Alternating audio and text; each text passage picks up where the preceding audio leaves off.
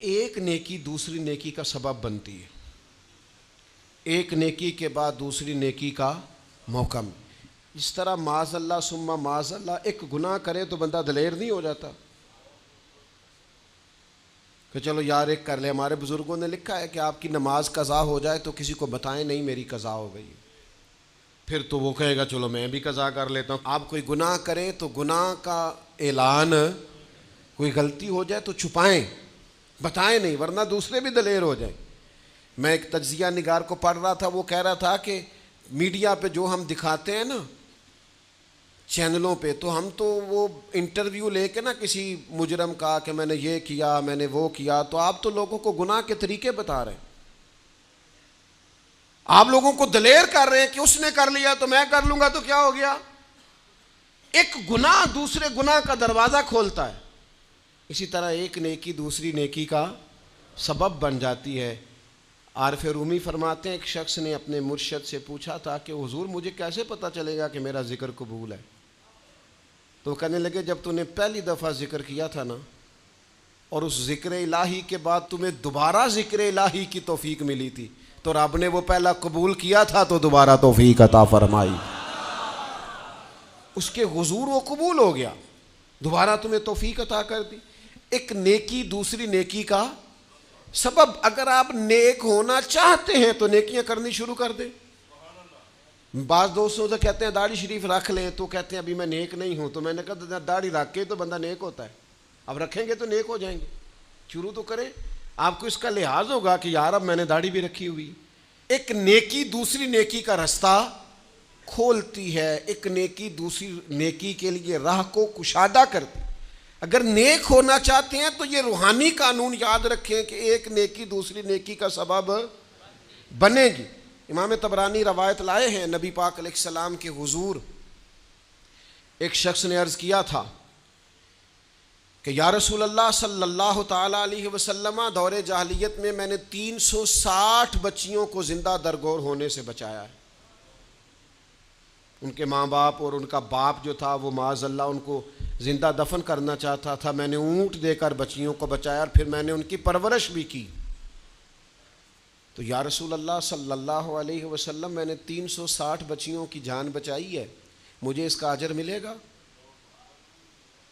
یہ بڑی باریک بات اس شخص نے پوچھی ہے. اصول یہ ہے کہ حالت کفر میں جو انسان نیکی کرتا ہے اس کا اسے اجر نہیں ملتا. اجر کے لیے ایمان ضروری ہے، ایمان پر اجر مرتب ہوتا ہے. جس کا ایمان نہیں اس کو اجر نصیب شرط ہے کہ بندہ مومن ہو تو اس کے نیک اعمال قبول. اب یہ سوال کیا کر رہے ہیں، ذرا باریک بات ہے سمجھے. یا رسول اللہ صلی اللہ تعالی علیہ وسلم، کیا مجھے اللہ اجر دے گا؟ میں نے دور جاہلیت میں 360 بچیوں کو زندہ درگور ہونے سے بچایا ہے، اس کا مجھے اجر ملے گا؟ قربان جائیں، حضور فرماتے ہیں انا افصح العرب، میں عربوں میں سب سے زیادہ فصیح و بلیغ ہوں. اس نے کہا حضور اجر ملے گا؟ تو حضور فرمانے لگے تمہیں تو اجر مل گیا ہے.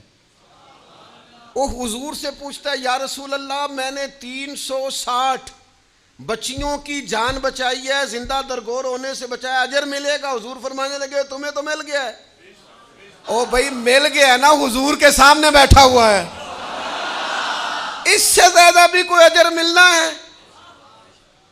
نبی پاک کے سامنے بیٹھ گیا ہے اور حضور سے سوال کر رہا ہے. تو حضور فرمانے لگے تمہیں تو اجر مل گیا ہے. یا رسول اللہ کیسے؟ فرمایا اللہ نے تمہیں اسلام کی توفیق نہیں دے دی، تمہیں تو اجر مل گیا ہے. صحابہ وہ صحابہ تھے جن کی ہر صبح عید ہوتی تھی، خدا کا قرب حاصل تھا، نبی کی دید ہوتی تھی، تو اجر تو مل گیا ہے تمہیں، اللہ نے اسلام کی توفیق عطا کر دی ہے. وہ جو تم نے دور جاہلیت میں نیکیاں کی اس کا اجر یہ ملا کہ اللہ تعالیٰ نے تمہارا سینہ اسلام کے لیے کھول دیا، تمہیں اسلام کی توفیق مل گئی ہے، تم مسلمان ہو گئے ہو تو اس نیکی کا تمہیں اجر ملا ہے. زندگی بھر یاد رکھیں، آپ نیکی کریں گے تو نیکیوں کے رستے کھل جائیں گے. آپ تقوی کی راہ پر چلیں گے تو آپ کا سینہ اللہ تعالیٰ کھول دے گا عبادت کے لیے. ایک نیکی دوسری نیکی کا سبب.